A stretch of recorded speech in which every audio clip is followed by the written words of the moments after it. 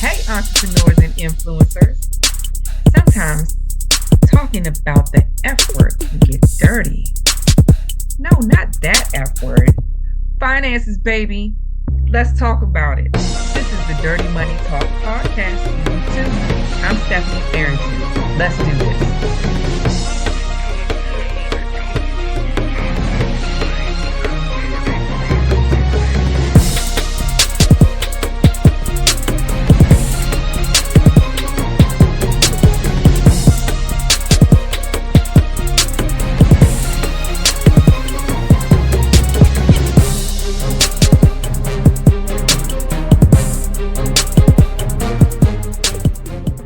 Okay, thank you so much for joining us today for another installment of the Dirty Money Talk podcast with Precise. I'm Stephanie Arrington, your host. Today, we've all come together to answer one of the most burning questions of the day. What should I be doing with my money? That is the question that is universally appropriate at this time. I'm bringing on our esteemed guest. His name is Mr. Kenneth Clarke.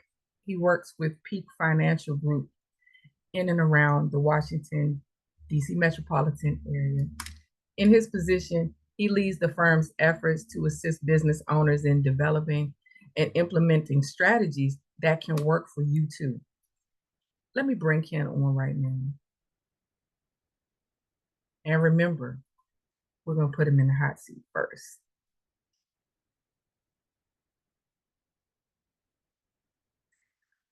Good afternoon, Ken.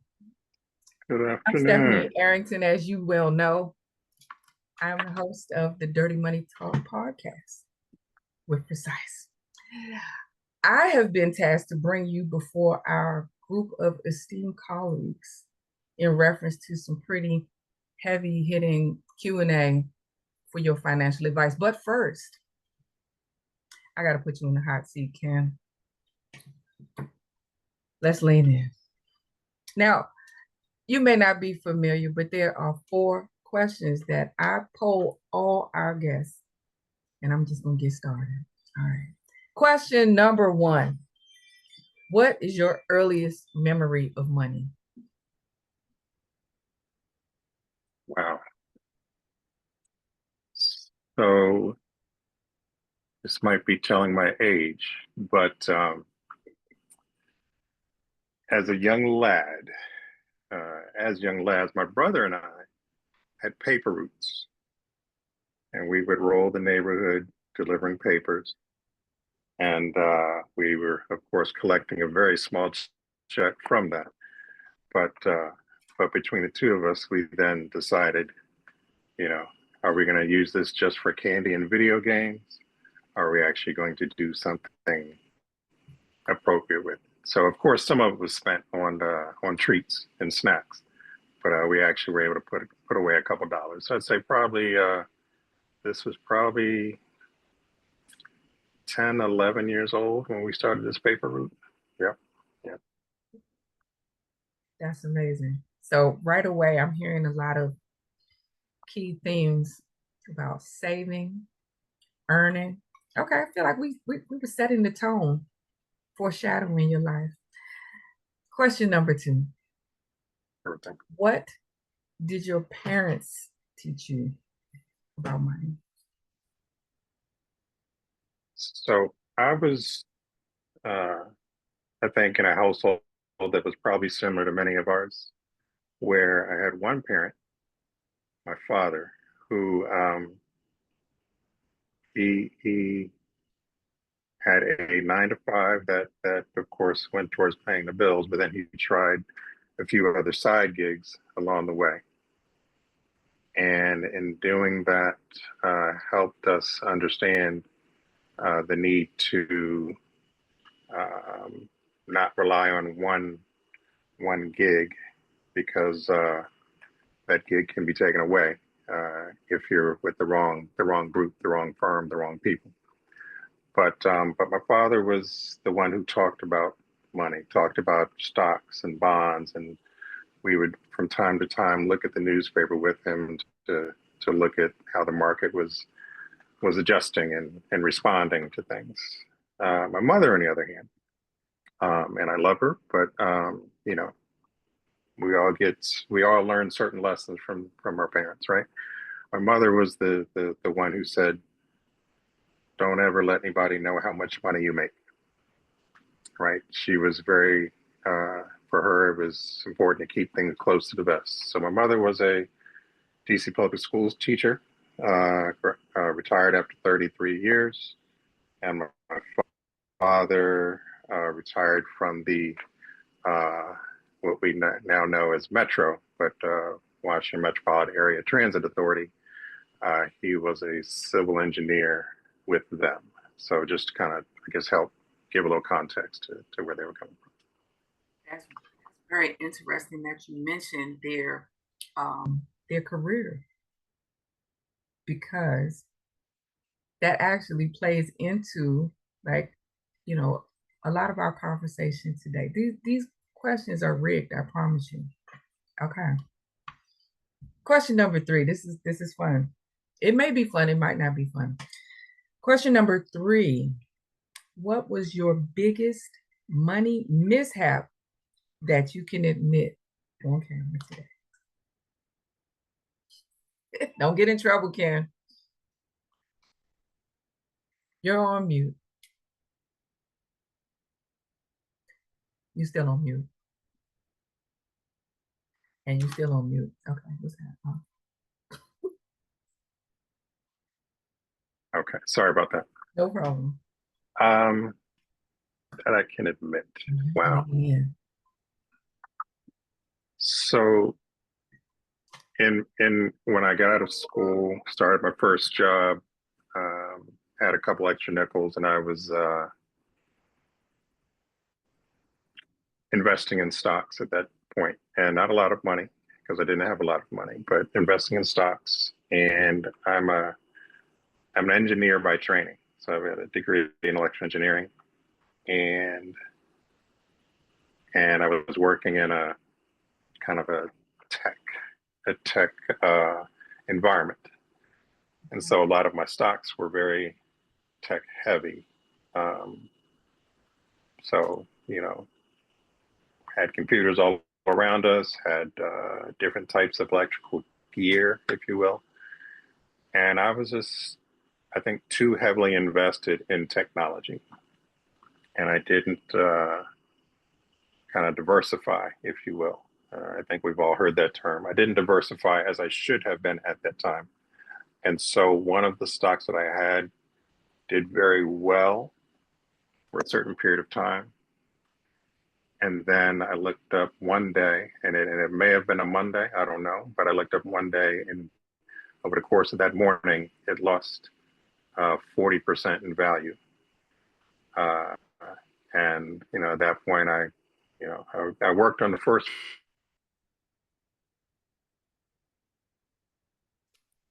40% of that stock value in that morning, and unfortunately, it didn't recover. So I had some plans for that, for the money, and those plans went out the window as well. I know you was sick. Oh my goodness. That's got one thing on my side. We listen and we don't judge. Thank you for being vulnerable, Ken. I do appreciate that.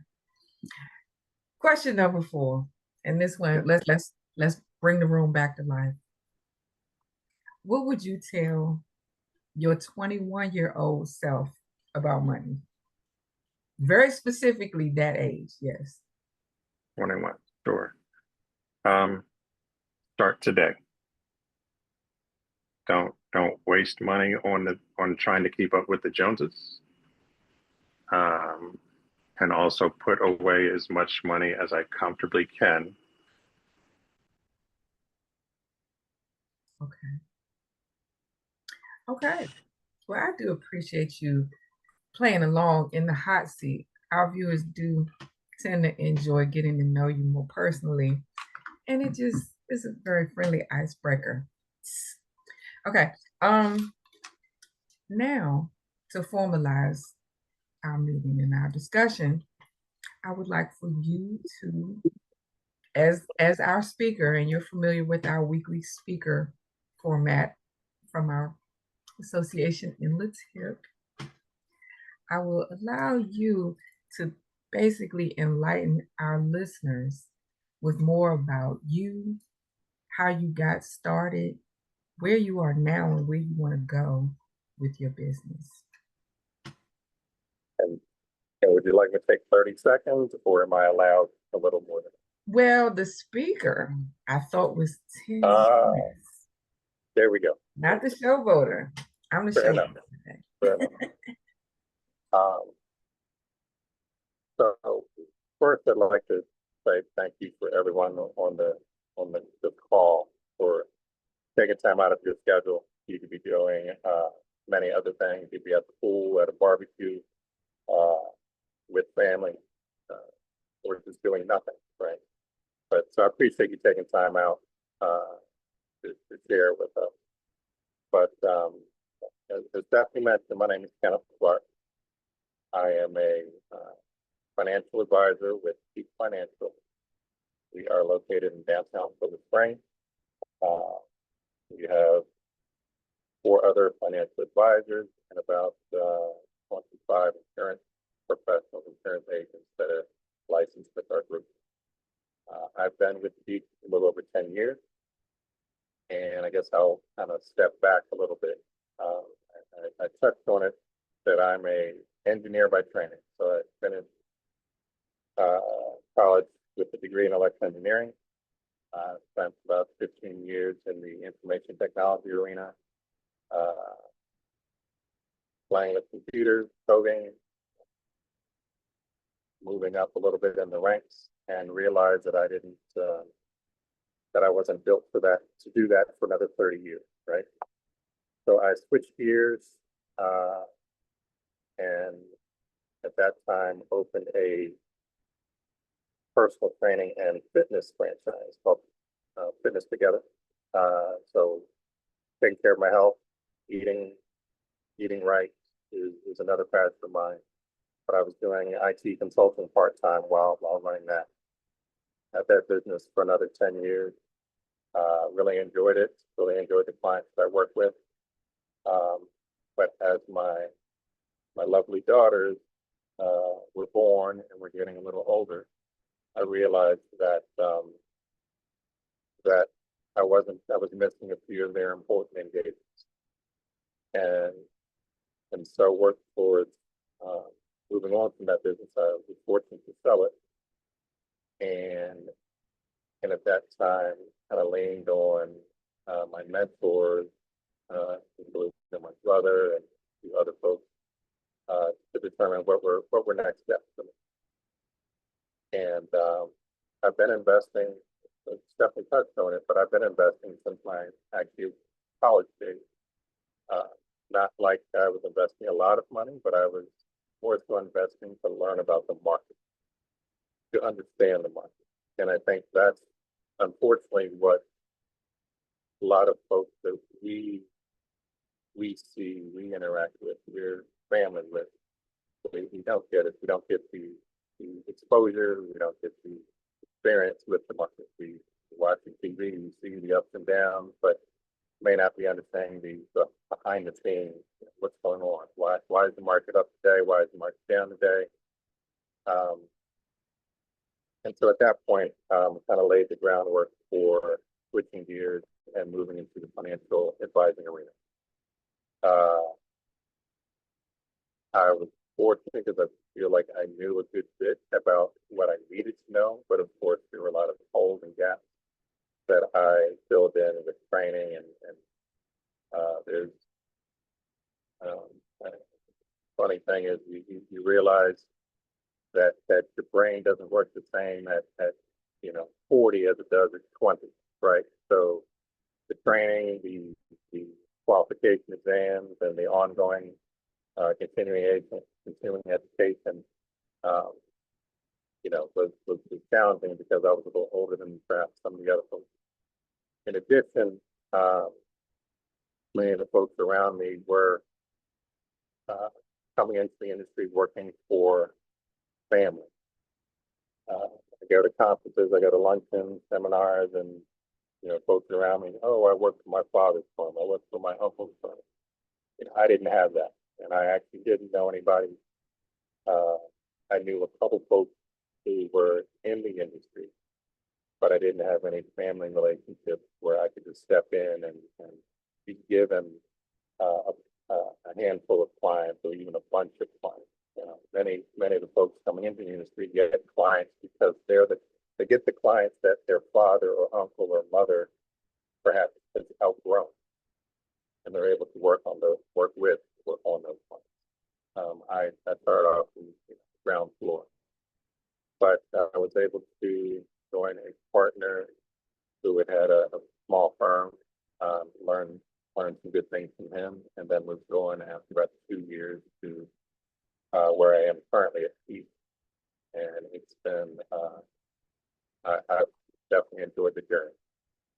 So we work with individuals, families, and small businesses to assist them with all of their retirement and financial planning needs.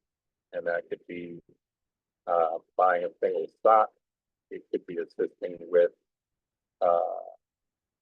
retirement planning, and it might take different forms.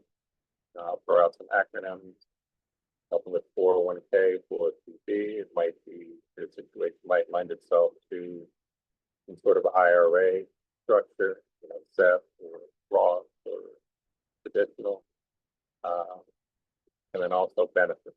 Just assisting small businesses, making sure that their benefit structure is going to allow them to attract and retain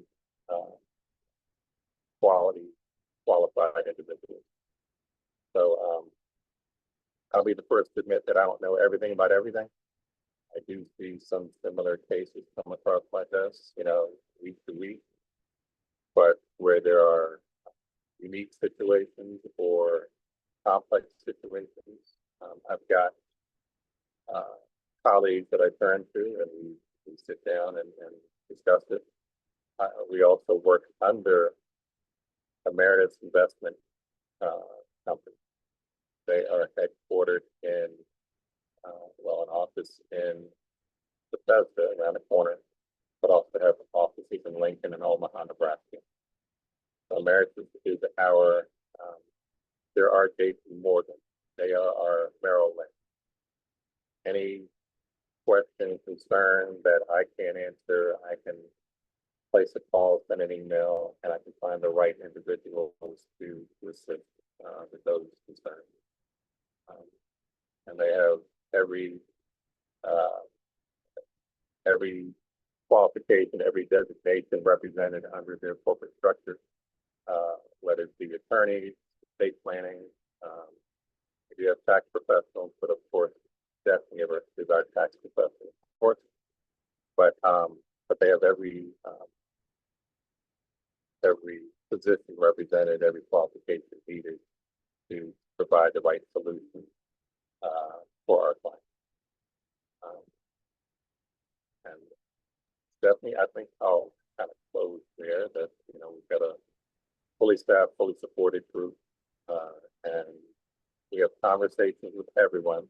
We may not be able to help everyone, right? Sometimes it's a matter of providing some suggestions, maybe acting on those suggestions a little bit down the road. Maybe it might be a year from now, 3 years from now, whatever the case.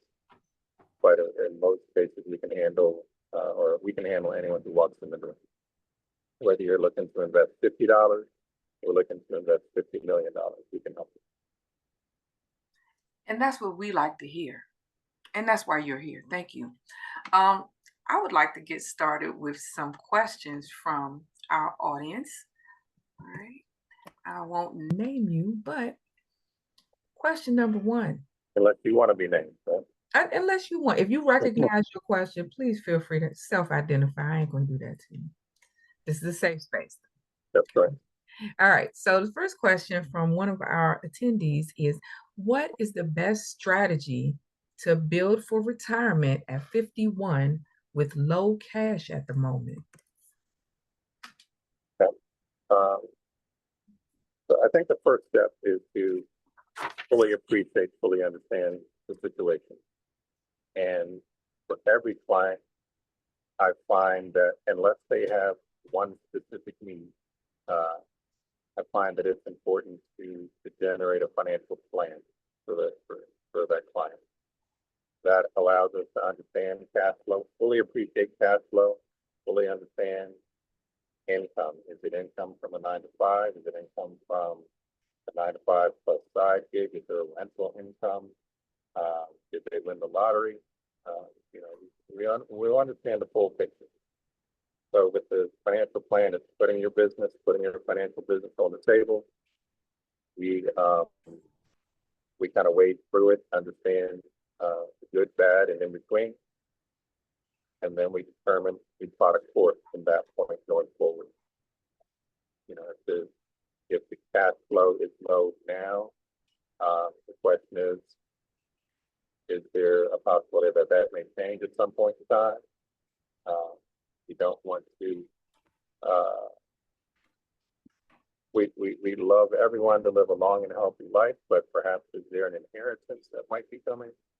That's the thing. Anything that might change the life, you know, your current situation that we know is coming, or that might be a possibility of changing the financial picture.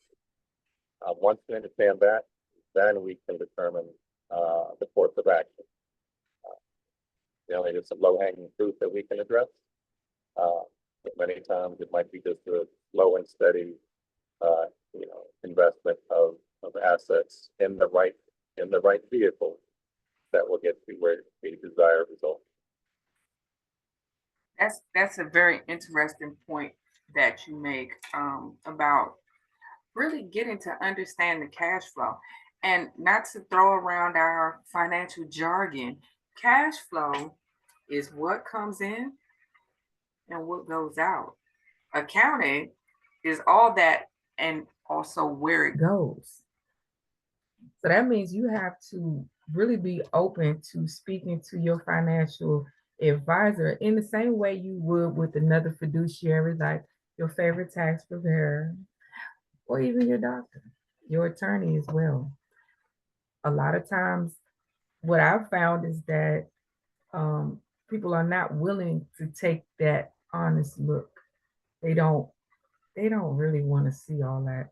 Ken, how have you been able to um,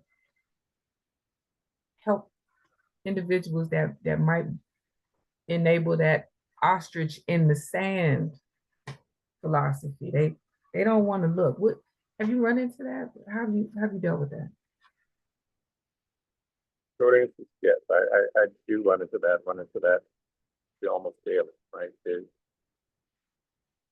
Everyone has their own relationship with money, right? And for some folks, they're very organized and keep spreadsheets and track every expense. For other folks, that's not the case. And so, I let folks know out the gate. We touched on it earlier. We're not here to judge folks, right? We can't change what happened yesterday. We can't change what happened over the last 30 years. What we can do is make some positive change to impact our people. And so if the client is willing to be vulnerable and put their financial business on the table for us to review with them, we can make that change. I think the most challenging situation when there's certain things that are held back for fear of judgment. It's then if that's the case, then I might be providing the wrong advice. So it's got to be open lines of communication for us to make sure that we're assisting in the right thing. I have to figure out a better way. People be crying. They don't really want to. They don't want to look. Okay, all right. Enough about that. Let's get into another question. This is a good one. How can I best structure investments and assets for my kids' future, especially with one about to graduate college and another entering college with a scholarship. Ken, what do you think?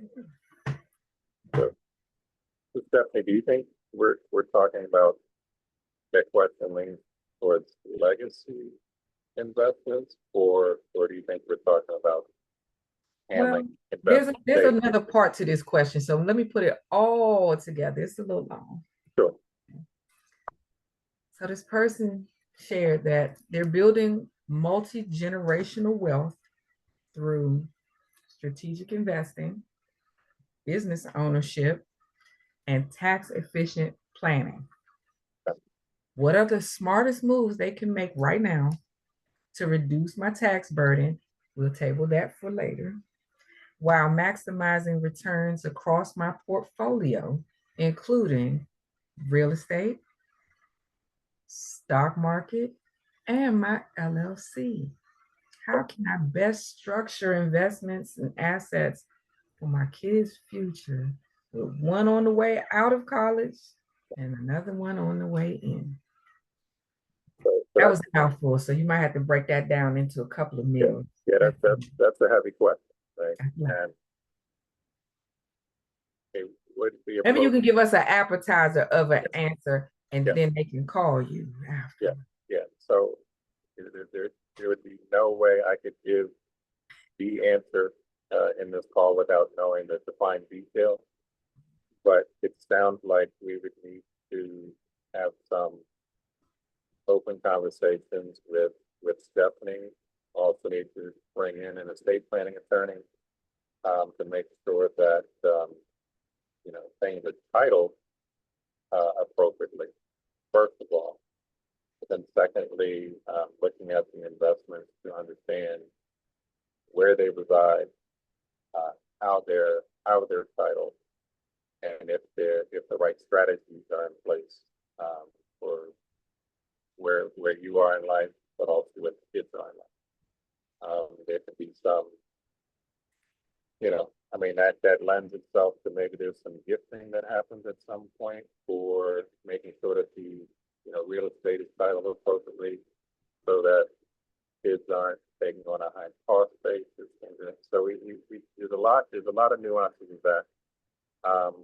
When we do the financial planning, we've got simple plans, involved plans, and complex plans. That would be a complex plan.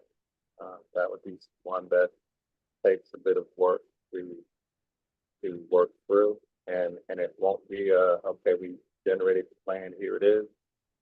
It's a plan that evolves, that changes over the course of time, that needs to be looked at every year, just to make sure it's fine-tuned and the path is set appropriately, so that we're making the right choices. I appreciate the question. It's a very heavy question, very involved question. But it would take several conversations to get to the approach.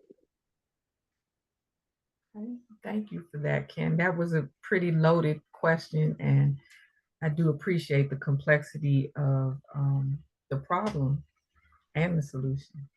It's a lot to talk about. But also just kind of always keep in your forethought that all of these plans that we come up with are living and breathing. And if you've ever heard about the butterfly effect, sometimes that one thing you do or don't do can really have like long-term effects. All right, so moving on. I'm sorry. And I'll touch 30 seconds on the financial plan. So we use one of a couple platforms to generate these plans. And we take the input that the client gives and then utilize that to feed the software. One of the platforms can handle about 85% of people we talk to. The other platform we use for the other 15% or so. But the client also can have access, so they can log in and view it at 2 in the morning if they care to. Or if they want to just look at it when we meet, that's fine too. But it's not just a piece of paper we're giving to you, and then you do with it as you wish. Because over the years, I've found that, um, you know, everyone receives the information differently, right? Some people that want a 2-pager and lets them know, A to Z. That 2-pager gives them the detail that they need. Whereas other folks want an 85-page report with charts and graphs and pretty colors to give them a different picture, but that person receives that information a different way. But whether it's 2 pages or 90 pages, I don't want that report to be thrown in the corner and never looked at again. I want to make sure it's appropriate answer and the appropriate response for that point. Thank you. So I'm going to take a different type of question from our audience member. The question is, when starting a business, what's the next step after your business plan is complete and vetted? Next step after business plan is complete. Okay. So I guess the answer depends on if it's a 1 or 2 person business, or if if you actually have employees coming into the business. And we'd walk different, maybe different paths based on that. But I generally, would probably allow for 3 to 6 months of understanding the cash flow, understand maybe the fixed expenses, understand the variable expenses, and then trying to have a good sense of what if you're selling things, widgets, or what have you. Are there some operational costs that are seasonal? Just trying to get a sense of wrap your hands around what's going out the door. The key is, of course, got to attract clients to purchase your services. Again, whether you're selling widgets or you're selling, you're selling consulting in some form or fashion, you've got to find the right vehicle to attract those clients. And I'm not a branding expert, I'm not a marketing expert, but perhaps we need to bring in someone to assist with that. I'm big on outsourcing, right? I think I'm a relatively intelligent guy, but I know that there's certain things that I'd rather pay for because I can have someone do something in an hour that might take me 6 hours to do. And that 6 hours I could spend, on the business rather than try to work my way through something that I'm not an expert in. So determining what you need to outsource, what you need to pay for. My hope is that you have some money set aside to pay yourself during the early stages, as opposed to hunting for every client or trying to make everyone you talk to as a prospect, trying to turn them into a client. But it's just aligning yourself with the right people. I generally tell business owners, you gotta have I don't care if you're a 1-person business or a 200-person business, you gotta have your own board of directors, right? You gotta have someone helping with the taxes, someone helping with accounting, someone helping with attracting clients and retaining clients. You gotta have those different people at the right time to make sure that you're checking all the boxes as your business grows and matures. And I've owned 2 businesses over the years. I don't consider myself an expert, but I've learned some things along the way. And in some cases, I might just be someone to vent to, right, in terms of things I'm going according to plan. But the key is just aligning yourself with the right people and trusted resources that can help you grow and expand your business. Thank you for that. To your point regarding having multiple businesses, what role are you and your team able to fill in terms of business valuations? Like, are you encountering businesses that are contemplating a sale or purchase of another business? How do you work with that? Good question. So we actually work, again, mentioned that we work under Emeritus Investment Company. So they work with two groups, the one that I've experienced with called Marshall and Stevens, where they can do certified or non-certified valuations. Generally, or at least certified evaluations generally are for companies above 3 million, I believe, and they might have changed that metric. But they do a non-certified valuation for folks who are under that in terms of you know, what you're anticipating as a valuation. But they'll walk through all the numbers, and they'll generally ask for last 2 years P&L, balance sheets,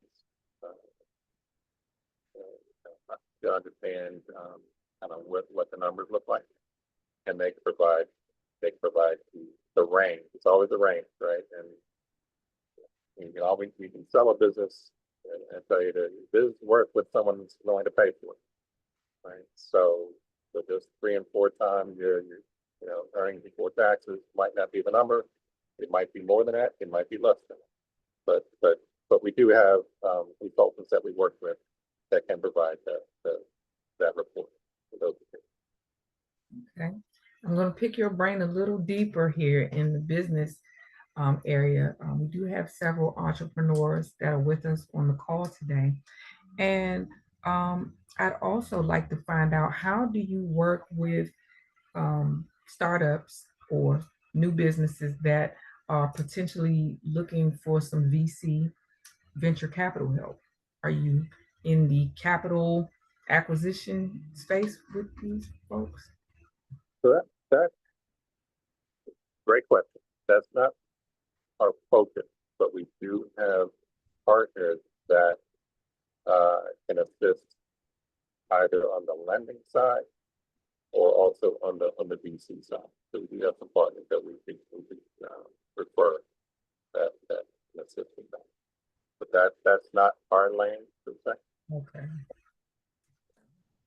Okay, let me get back to some of these dynamite, amazing questions from our guests. Oh, this is actually a piggyback on what I just said. I'm so psychic. Oh my goodness. Our question is how to secure funding for a new business or an existing business. So I might want to say ditto, right? Okay. We can just assist you with finding the right folks from a lending standpoint, but also finding, if it's a venture capital situation, we can help with connections on that side. Great. All right, let me dig around in this mixed bowl of questions and see what else I can. All right.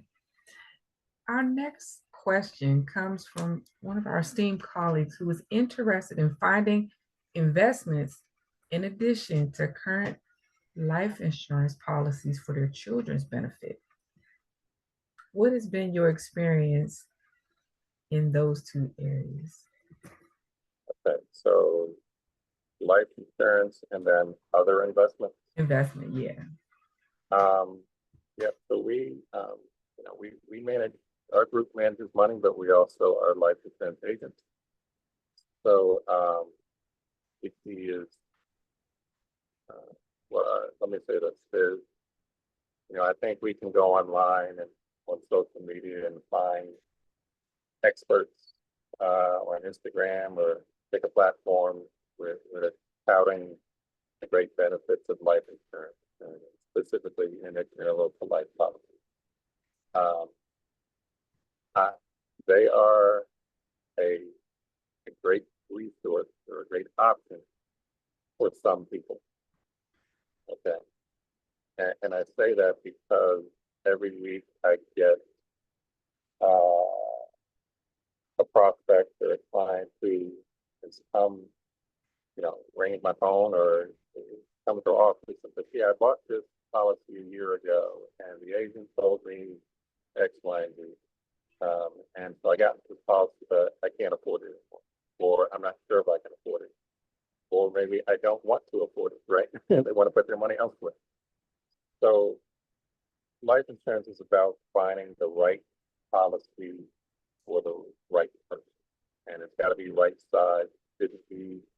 Um, I would say 9 out of 10 people walking the street are probably underinsured. So when you're underinsured today, you might be overinsured 20 years from now, right? So it's got to be a plan that kind of changes with you, or can change with you, or that, you know, the client fully understands and appreciates the nuances of policy. And today's policies are different than the policies 15 years ago, and they're different than the policies that were 15 years before that. So there's always constant change with updates, with respect to benefits, updates with respect to the different options that are available. I'm a big fan of IUL. I have one myself. Oh, I've got an IUL. we need a whole call just for that. Yeah. I got an IUL, I got a VUL, got term insurance. So I don't tell my wife how much coverage I have, because that might change the nature of our relationship. However, based on your situation, life insurance can definitely be a great option to handle certain aspects and certain benefits that you may need. So when you are working with new clients, does it matter necessarily if they are like W-2 employee, self-employed, as you mentioned earlier, lottery recipient? How do you work with folks who may have gotten a recent lump sum or an annuity or a settlement? Like, does that come across your desk a lot? It does from time to time. It really depends on, investments are based on, um, really time frame to retirement. If you need those assets in retirement, like you may have, someone on the call might actually have a pension. I know kind of gotten away from pensions. I don't come across many people who have pensions. Well, I do have some older clients, and they have pensions, and I'm jealous, right? But if you're coming into some money, whether it's lump sum, no matter how it comes to you, you just need to understand: do you need that money today? Will you need it down the road, or potentially need it down the road? What is your risk tolerance, right? Are you a conservative investor? Conservative might be putting on the mattress, CD, high yield savings account. Are you, or on the other side of the spectrum, you're an aggressive investor? And generally for aggressive, it might be someone who's comfortable having their investments in mostly, if not all, stock owning the company. So, but we generally settle on somewhere in between. And but again, it's time frame. Do you need it? How liquid do you need that to be? Do you need access to it tomorrow? Do you need access to it 3 days from now? Do you need access to it, or do you maybe want to pass it on to the next generation? We ask all those questions, and we generally ask them maybe 3 different ways so that we fully understand the right direction we should go. Okay, I'm gonna go in yet another direction, and this is actually one that I feel is broadly appropriate in today's economic climate. This individual,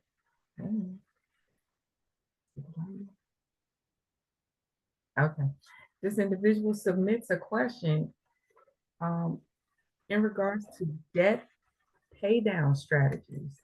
Progress. Say that again. Okay. Hold on one second. I switch gears. Okay.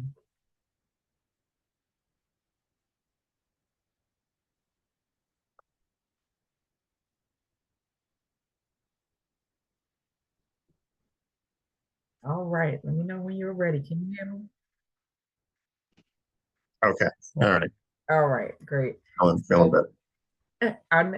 Our next colleague submits a question in regards to debt pay down strategies. How have you been able to advise some folks that may have fallen behind? I want to answer it the right way. So, generally, many of our clients come to us because they have a little bit extra, right? Or they've got to a point in their career where they know they need some help with putting together the right plan, but perhaps just haven't found the right group to work with, right? So most often, uh, handling debt is not a big piece of the picture. However, some of our clients have that as a concern.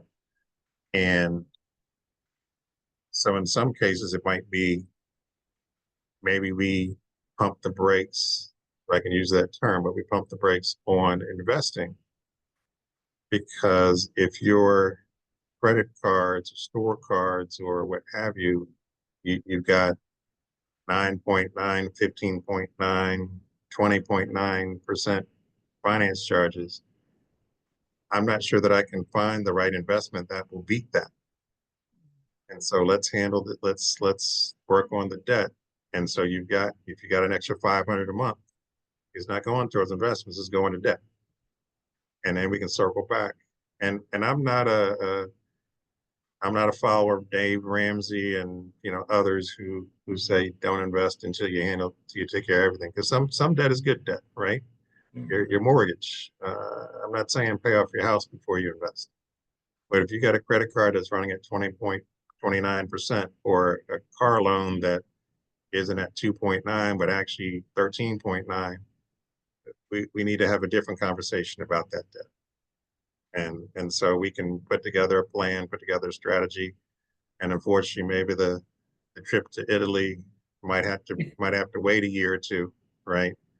No sense in while I'm a big fan of experiences and taking care of what you want to have, maybe we need to delay certain things so that we can not have that burden and that stress on our shoulders.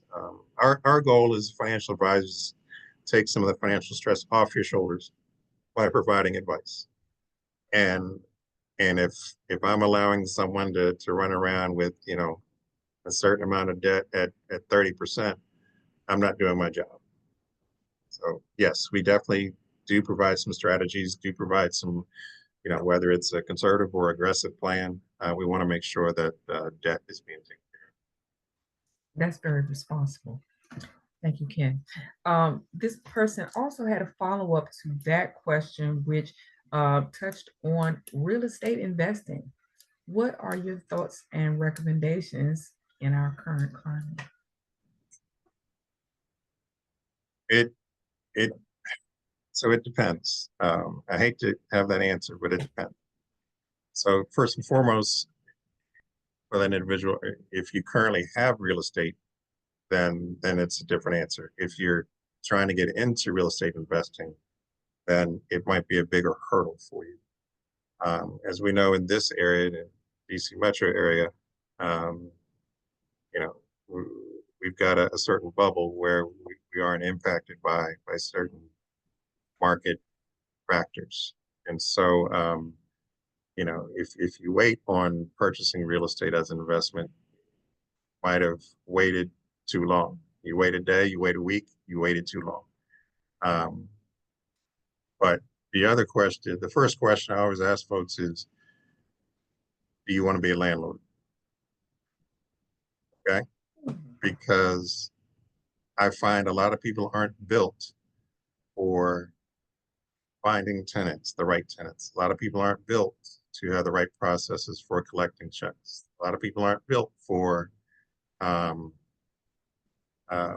fixing a flapper on a toilet, or I lost my keys. So if you want to manage it yourself, that's one thing. If you have a property management company, then they're going to take 7, 10, 12%. So it really depends on if you want to be a landlord. And when I throw out some things that I've experienced over the years, in my younger days, I bought some investment property in Baltimore, thinking it's only 45 minutes away. I'm good, right? I can run up there anytime. And then I realized, of course, you know, my experience with Baltimore up to that point was Inner Harbor and Fells Point and, you know, all the touristy, if you want to call them touristy areas. Baltimore's a whole different animal, right? And so I realized quickly that Baltimore wasn't the place for me. And I went in with a buddy of mine, and we quickly realized that we didn't have the DNA to be in Baltimore. It was a lot going on. Um, so, so do you want to be a landlord is the first question. And if you're good with that, or if you're looking at a property management company, then it's fine. But the other side is I've experienced trying to move on from a tenant, and I could have worded that differently, but Yeah, but tell me, you know it gets dirty on this show, so yeah, but want to give them the boot.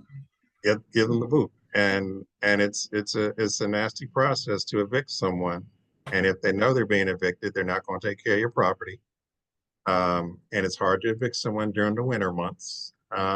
So there's a lot of nuances that go into owning property, whether it's a apartment or multifamily unit or three unit building. There's a lot of nuances that go into it that that most folks aren't prepared for. But you gotta ask folks who are already in the business, already in real estate, you know, the pros and cons before you actually drop a down payment on that first rental home.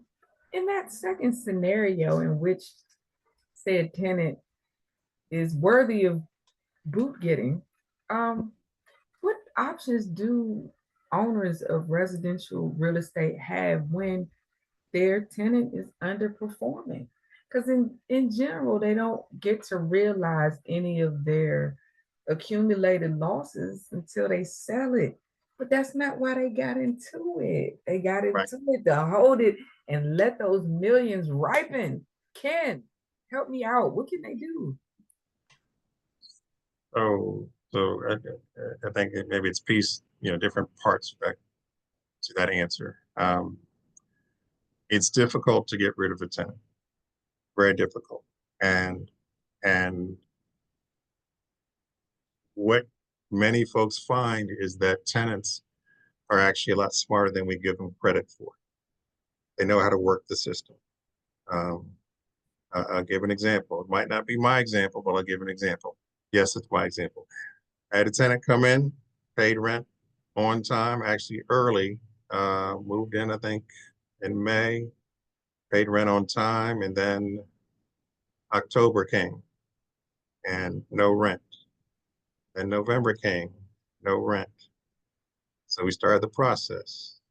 But guess what? I touched on, weather conditions dictate whether you're allowed to boot somebody. So and I don't know the exact details, but basically if the certain level of precipitation, in addition to the weather being under, let's say 45 degrees, you can't evict somebody. And I'm picking numbers, but that, it's close to that. So basically that person was able to string along until about April before we were able to move them out. But again, you go into it because it's real estate's great, real estate's sexy, and there's money to be made. But if you come across someone like that, where there's 5-6 months of no rent being paid, and DC is very tenant friendly. Maryland, very tenant friendly. You don't have any recourse. I don't care if you got the best attorneys, in your back pocket. The tenants are going to win most every time. The other side is, of course, we go into it because we want to buy an investment property at a certain number, allow it to appreciate over time, and perhaps pass it on to the next generation. But there are, you've got to ask yourself the question, is it appropriate to hold on to this property if I'm not collecting rent? Is it appropriate to hold on to this property if I don't have the right tenants? And should I have this property if I'm not able to charge the market rent. There are, and you know, it all, again, every day, every week, every month, ask yourself the question, am I built to be a landlord? Because there are other options. I actually recently had worked with several folks who had were looking to either reduce their real estate portfolio or just get out of real estate altogether, real estate investing altogether. And there's, but the concern is I bought it at 100,000. It's now worth 300,000. I got to pay the capital gains taxes on this. Well, that can be a huge load, right? 15, 20%. But there are options, you know, there's 1031 exchanges where you can find the next real estate investment, you know, the next building, if you want to do that. Let's say your investment wasn't in the right neighborhood. So maybe you found a better neighborhood and better able to attract new tenants. Or a 1031 exchange, there are investments that allow you um, to basically move that money to the investment. In some cases, they're real estate investment trusts, REITs. You would hold that money there for generally 5 to 7 years, but you could then collect a monthly check, generally in the order of 4 to 5%. Y'all listening? This is being recorded, but I hope y'all was listening. Okay. So you've sold the property, you've moved the money to an investment, and Delaware Standard Trust is one that we use, but you move it to an investment, and then they'll send you a check for 4 to 5%, and you're investing in, it might be campus housing at University of South Carolina.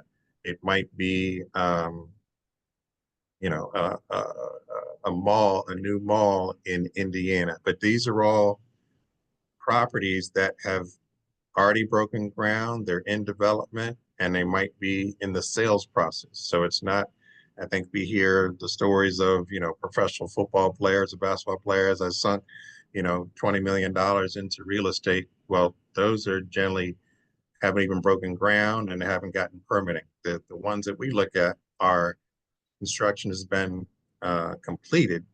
They're just looking for additional investors to purchase condos or investors to purchase, you know, units within a shopping center, that sort of thing. So there's other options. Again, it goes down to the exposure and the, you know, just understanding what's out there. But we have those conversations as well. Did you mention a REIT?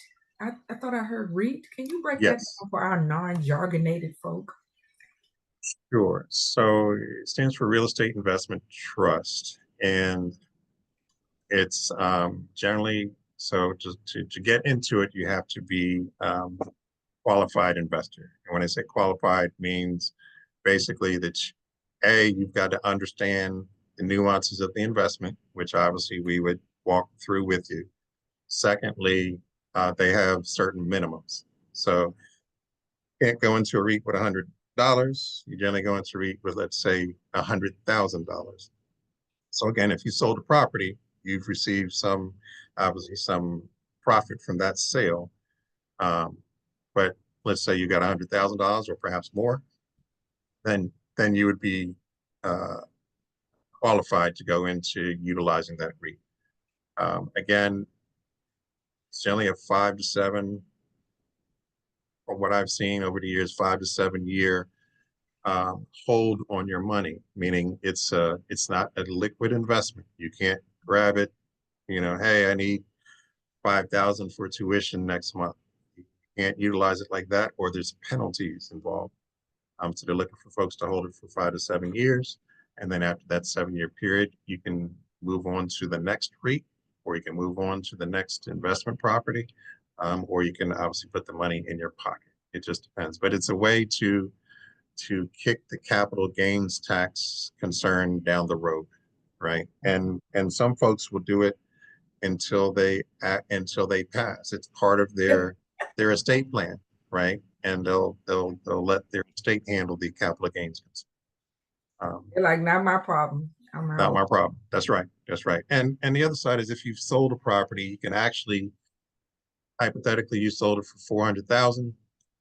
You need 50,000 for some upgrades to the house, or another 50,000 for the, again, that trip to, well, it might be an high-end trip to Italy, but let's say you're gonna circle the globe. All right, you need a certain number for that. But then the balance, the 300,000, you can put into the REIT. So you don't have to move all of it to the investment. So it's a really good option, especially because when you're selling an investment property, in order to um, the 1031 exchange rules are you have to find the next property, you have to close on the next property within 6 months. And I've had a couple of clients who were at, 5 months and 15 days, and they haven't found the next property. Okay, let's get the paperwork started. And they were able to, kind of work around the capital gains issue.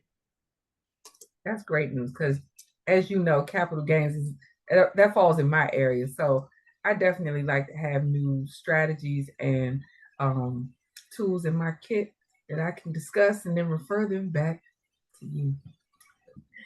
Well, listen, I think we have covered the gamut. We have went from retirement. We touched on college students, rental, residential, real estate, all types of stuff. I definitely want to make my beautiful, beautiful.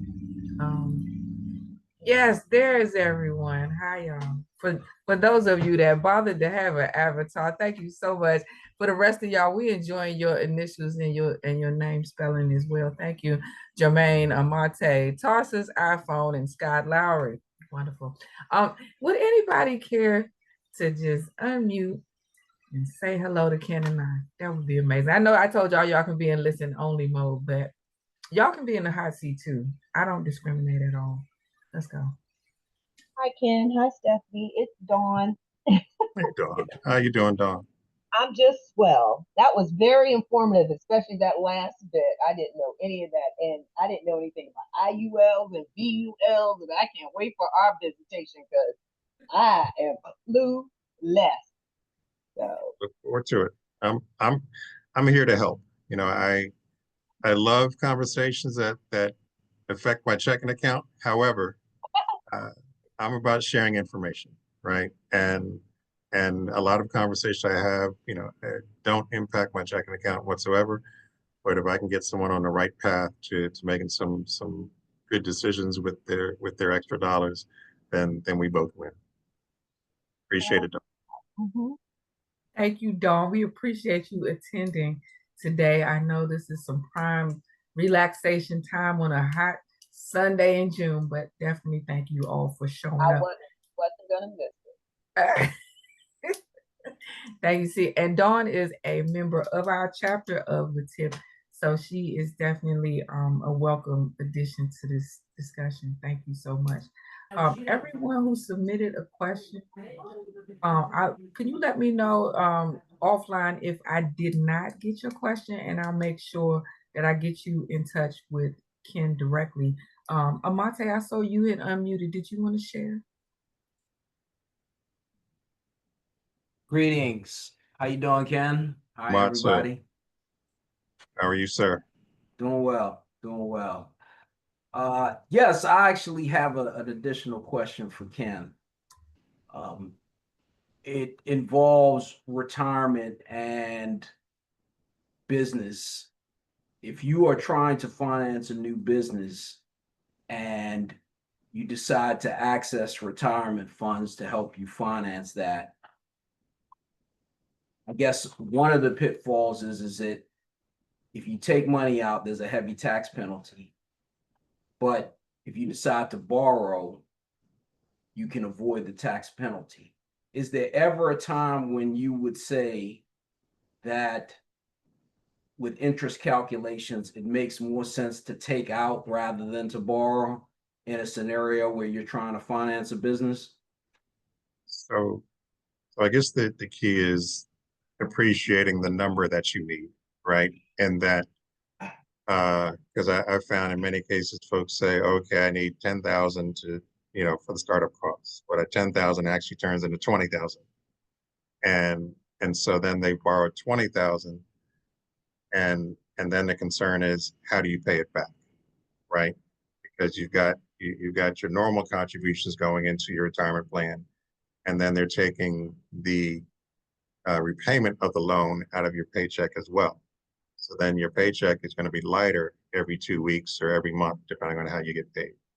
So yeah, we generally would want to run the numbers to understand, does it make sense to take the loan? And we also have to understand the loan repayment terms, right? What is the interest rate to pay it back? What are the options in terms of time frame to pay it back? And then as you touched on, if you take a distribution from your retirement, I think I'm looking at the crowd, at least the pictures that folks have. Most folks are under 59 and a half. So there would be the 10% early withdrawal penalty.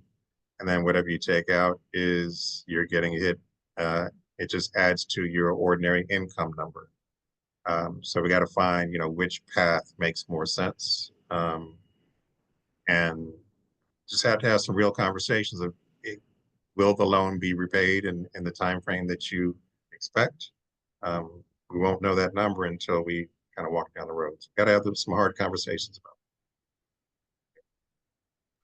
Like we said initially, you have to be willing to be vulnerable, to be helped. You got to look at the things that you don't like to look at in the dark. You got to turn the light on it. You got to shine the light on it. Exactly. Thank you. Yeah. Okay. Did you have anything else for Ken? No, I think that's it. Thank you, Ken. It was very, very informative. And thank you, Stephanie. Thank you. Very nice. Hey, first, we got to thank Stephanie because she put all this together. She's the master. I'm so happy to be back. My 3 viewers on YouTube will definitely be happy to see that I'm active again. So I wanted to take just a moment to recognize today's date is June 29th. It's a very important date. It is one of my loved ones who is no longer with us. And I feel that she is green lighting us into this financial season of success. So enjoy the month of July on behalf of your favorite Cancerian, Stephanie Arrington. I'm going to let y'all get back to your Sunday. I borrowed you from your life far long enough. So I thank you so much. And I hope you be safe wherever you go today and have a great rest of your weekend. Ken, thank you so much. I will be calling you offline. Thank you. Pleasure. Bye, y'all. Appreciate it. Thank you. Have a good one. Take care, everyone. Take care. Bye-bye.